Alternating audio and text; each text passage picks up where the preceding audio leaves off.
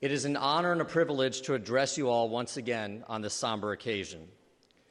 When I addressed you all last year on International Holocaust Remembrance Day, I was wrong then to say that I stood alone before you. Recent events have forced me to recognize that this was not so. Alongside me then, and with me today, stand all 15.8 million Jews, just as we all stood together at Mount Sinai. We are united by a history filled with successes and marred with catastrophes. Jewish history, just like American history, shows us that tragedy will unite a nation far more than any of its triumphs. Was there ever a finer, more enormous outpouring of love, friendship, and unity in the United States than what we all witnessed on September 11th, 2001? Adversity forces us to shed away those differences and proves that they are ultimately meaningless.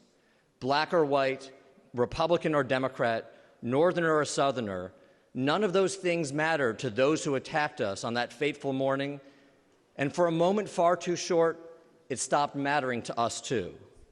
We find this is the case in the darkest moments of Jewish history too. In 1944, the Klausenberger Rebbe was captured alongside his wife and 11 children as they were deported to Auschwitz. In the spring of 1946, he landed in America to rebuild his life in New York City. None of his family members survived to come and rebuild their lives with him. Despite all this, the Rebbe once reminisced that there was an aspect of the camps that he missed. There, he said, there was no such thing as rich or poor, secular or observant, Reform or Orthodox. Everyone was equal, stripped of all social garbs and masks down to their very essence. When facing the evil of the Nazis, everyone was simply a Jew, and you did everything you could to comfort the one standing next to you. Today, while confronting the evils of Hamas, October 7th, and the explosions of anti-Semitism around the world since, we cannot but admit that today there too is no such thing as an atheist or devout Jew, Reform or Orthodox, American or Israeli. We are all Jews wherever we are, and so we can never be alone. Nor are we victims, as days like today may leave you thinking. We are survivors. We might have suffered from setbacks throughout history, but we have survived and we will continue to survive. As a group of Holocaust survivors recently wrote in an open letter to the younger generation, you do not need to pray for strength, a strong heart, or a strong will. You especially do not need to ask for courage. You already have these attributes. They were placed in you when you were in your mother's wombs. They have been passed from generation to generation of Jewish people and will forever be passed on. You have already passed them on to your own children and your grandchildren. Our ancestors from over 5,000 years survived 40 years in the desert before they reached Eretz Yisrael. They fought hostile people who tried to kill us even back then. In every generation, someone has tried to destroy us, but they do not succeed. We survived and thrived. We survived the modern-day Haman and the Nazis along with their collaborators. We survived the communist rule. Your ancestors survived the ancient Greeks, Babylonians, Inquisition, expulsions from country to country, and many pogroms. Our will to survive cannot be learned. It is inborn and it is in you. We know who we are, we know who you are, where we came from, and what we are capable of overcoming. We have lived through impossible times and seen evil throughout our years. We know that you will triumph against evil. And since my speech here last year, many of you have asked me why we didn't fight back. So today I will share with you a few of those stories. The most famous resistance group to the Nazis was the so-called White Rose movement in Germany. Far less known than that was the Jewish Solidarity resistance movement in Belgium years earlier. There was another movement in France, then Greece, then all over occupied Europe. Long before the Warsaw Ghetto Uprising of 1943, Jewish partisan groups had been actively fighting the Nazi machinery wherever they were to be found. Though it is rarely mentioned in history classes, all partisan groups were disproportionately Jewish.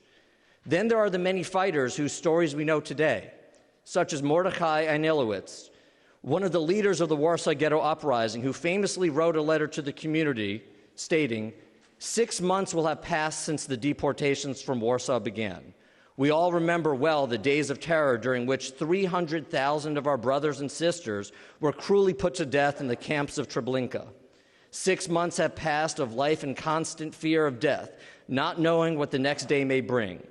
We have received information from all sides about the destruction of the Jews in the occupied territories. When we listen to this bitter news, we wait for our own hour to come every day and every moment. Today, we must understand that the Nazi murderers had let us live because they want to make use of our capacity to work to our last drop of blood and sweat, to our last breath. We are slaves, and when slaves are no longer profitable, they are killed. Everyone amongst us must understand that, and everyone amongst us must remember it always. At that point, inspired by the words of a 24-year-old, they ceased working and began an open insurgency. Starving, disease-ridden, and unarmed, they resisted all German attempts to take them alive. 13,000 were killed, half of them burned to death, but the Nazis were forced to clear the open-air prison block by block. For 63 days, the Jews of the Warsaw Ghetto held out. It was the single largest revolt of World War II. But this episode is not viewed in our history as a tragedy. It is a story of inspiration as meaningful as the last Jews who held off on the Roman advance on Masada. And the last surviving Warsaw resistance leader, Marek Edelman, explained their inspiration to fight was, quote, not to allow the Germans alone to pick the time and place of our deaths. Then there is the story of Muttel Schlein, who at the age of 12 became a resistance leader and ultimately took out an entire Nazi unit single-handedly. Muttel became orphaned when the Nazis invaded his village and, with the help of collaborators, arrested and executed all the other Jews while he hid in a friend's attic, clutching only his valued possession, his beloved violin. After hearing his family killed by the Nazis, Muttel ran to the forest that night where he fended for himself before being discovered by a unit of 16 Jewish partisans who had escaped the Karitz ghetto armed with nothing more than 2 guns and a butcher knife. Together, they ambushed a group of Nazi police officers, acquiring 6 rifles and 2 more handguns. This is all they had to begin their operations. Muttel, now 13, was commissioned as a spy and would go to nearby towns and gather information while playing his violin on street corners. But he was no ordinary violinist. He was a savant, and the Nazi officers took interest.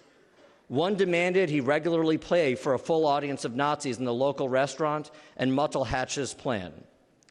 Each day, he would arrive with his violin case, filled not with his violin, which he hid in the restaurant, but with a little dynamite.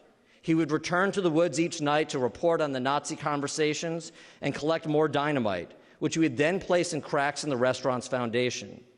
This went on for 6 days until 40 pounds of dynamite were set for detonation. If he were ever discovered, Muttel, the entire unit of partisans, and all the civilians hiding in the woods would have all been tortured and executed. But on that 7th day, his opportunity came when an entire Nazi division of 200 SS officers visited the restaurant at which Muttel played. At the end of the day, in complete darkness, Muttel found the wick, lit it, and walked calmly out of the restaurant before saluting an SS officer with Heil Hitler. 200 meters later, Muttel heard the explosions and knew of his success. Greeted by the other partisans in the forest, he held up his fist and said, "This is for my parents and my little sister." He died in battle a year later at age 14. His violin is still on display in Yad Vashem, the Holocaust Museum of Israel. For every Muttel, there are hundreds of more stories that we do not know because these heroes refused to share their stories or died before they could. Of those fighters who survived World War II and the Holocaust, most embarked on boats and illegally made their ways to the shores of British Palestine to continue their fight. They ended up forming what would become the Israeli Defense Forces.